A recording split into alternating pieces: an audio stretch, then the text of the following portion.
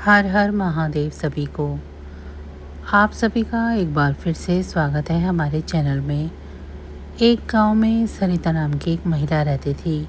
वह माता रानी की बहुत बड़ी भक्त थी। उसकी एक बेटी थी जिसका नाम मधु था। वह माँ बेटी बहुत गरीब थे और बड़े मुश्किल से अपना जीवन व्यतीत कर रहे थे। सरिता सड़क पर झाड़ू लगाने का काम किया करती थी, जिससे उसका 2 वक्त के खाने का इंतज़ाम हो पाता था। सरिता पूरे नवरात्रि रखती और उद्यापन भी अपने सामर्थ्य के हिसाब से कर देती थी। इस बार जब नवरात्रि आई तो मधु ने अपनी माँ से कहा, माँ मैं भी इस बार तुम्हारे साथ नवरात्रों का व्रत रखूंगी।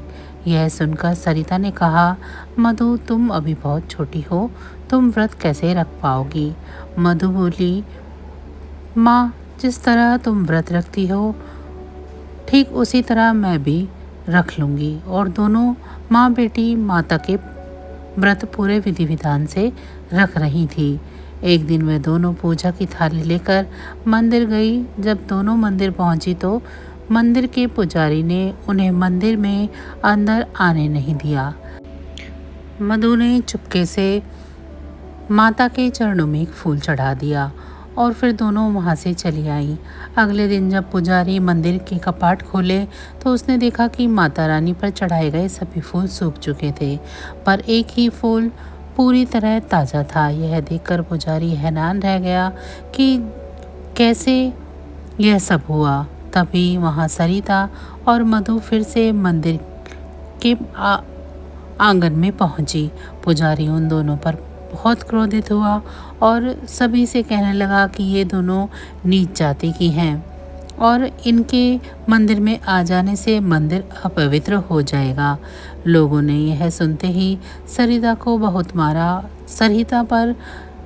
सरिता बेहोश हो गई।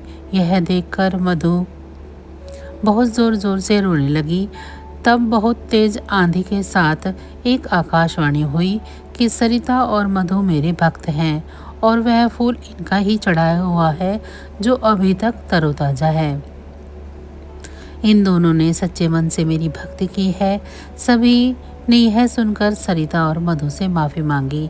जब सारे नवरात्रि पूरे हुए तो सरिता ने अष्टमी पूजन किया और माता रानी का भोग बनाया और फिर उन्हें भोग लगाया। जैसे ही भोग लगाकर दोनों व्रत खोलने बैठी वैसे ही बाहर से एक आवाज़ आई, बेटी मुझे बहुत भूख लगी है, कुछ खाने को दे दो। 2 दिन से कुछ नहीं खाया। आवाज़ सुनते ही सरिता ने बाहर जाकर देखा तो एक बूढ़ी औरत खड़ी थी। सरिता ने मधु से सारा खाना उस बूढ़ी औरत को दिलवा दिया। जब बूढ़ी औरत जाने लगी तो वह एक पोटली सरिता को दे गई और बोली, इसको मंदिर में रख लेना और विजयादशमी वाले दिन इसको खोलकर, ऐसा कहकर वो चली गई। विजयादशमी वाले दिन पूजा करने के बाद सरिता ने जब पोटली खोली तो उसमें से हीरे जवाहरात निकले। सरिता समझ गई कि वह बूढ़ी औरत कोई और नहीं स्वयं माता रानी थी।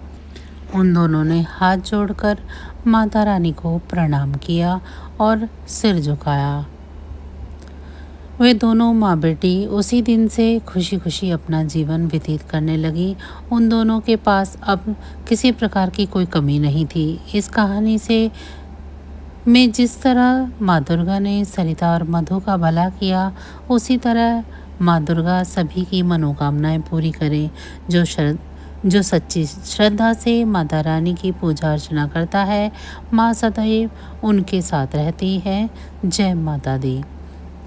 तो ऐसी और कहानियों के लिए हमारे चैनल को सब्सक्राइब करें। आप सभी का बहुत बहुत धन्यवाद।